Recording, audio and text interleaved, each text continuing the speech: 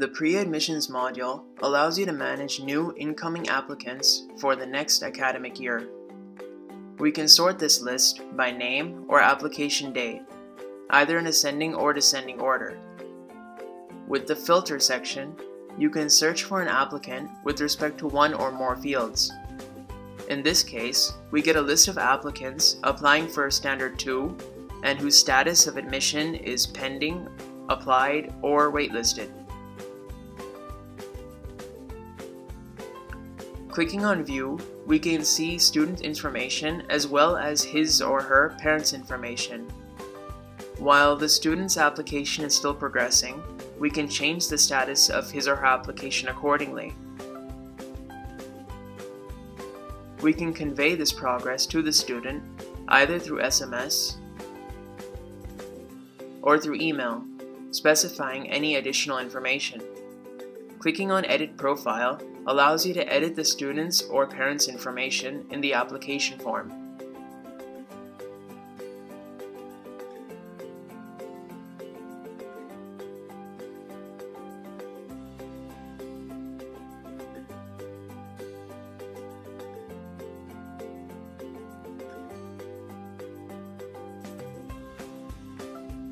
In the Application Form Field section, we can create and structure the application form.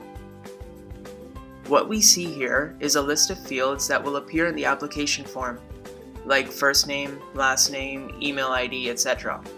And these are mandatory fields, and they are displayed in the form in the same order in which they appear here. You can, however, make modifications by clicking on this gear-like symbol. If we want to add an additional field, we have to first determine the type of data we want the new field to contain. In other words, we must determine the correct field type. A form in general consists of 4 field types. The first one is text fields. A text field consists of data that occupies a single line.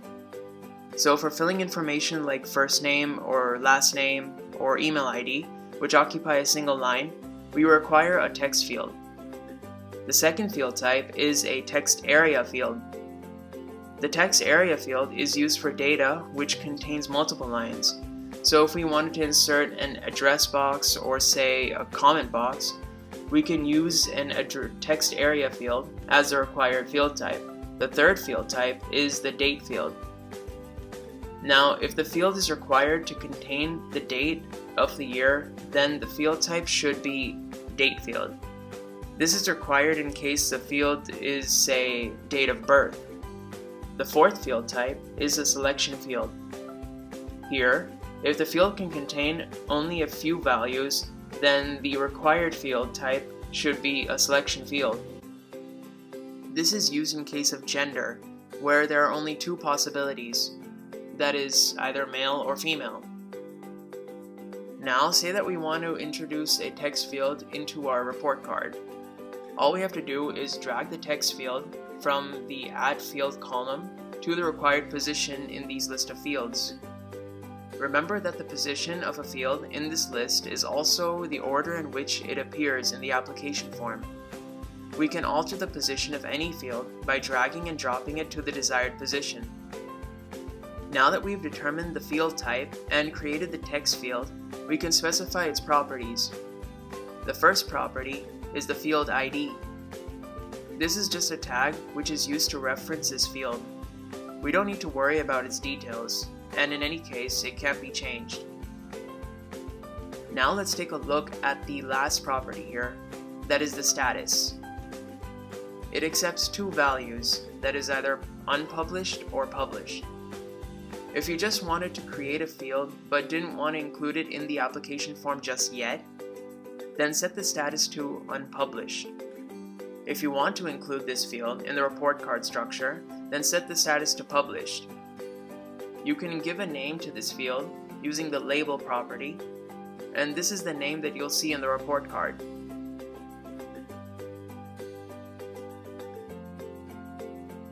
The Display In property allows us to choose which page in the application form we want to insert this field. Here, Step 1 indicates the first page, and Step 2 indicates the second page. In our case, the first page is the student information, and the second page is parents' information. We can change these names if necessary.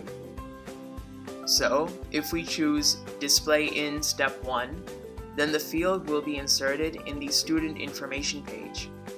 We can see this change by clicking on Preview Application Form. Here, a text field named New Field was inserted in the student information page. In our case, we created a text field, but let's say we wanted to create a field called Comment instead. But we know that since a comment would occupy several lines, we need the field type of text area. So, instead of deleting this current text field and dragging and dropping a text area and re-entering the properties, we can just select text area field under the field type drop-down menu, and we're done. Now, on previewing our application form, we will see that a text area has been inserted in place of a text field with the label Comment. The Rules property consists of a checklist. If we absolutely need this comment field to be filled, then select Required. If it isn't necessary to fill the comment field, then we can leave everything unchecked.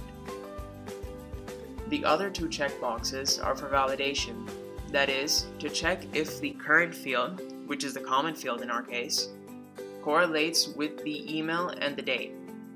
Of course, in this case, we can leave these two boxes unchecked. There is no reason why the comment you enter should be dependent on your email ID or the date of birth. Now that we've specified these properties, we can start filling up the application form. We can only go to the next page if all the required fields have been filled in correctly. Click Next to go to the next page.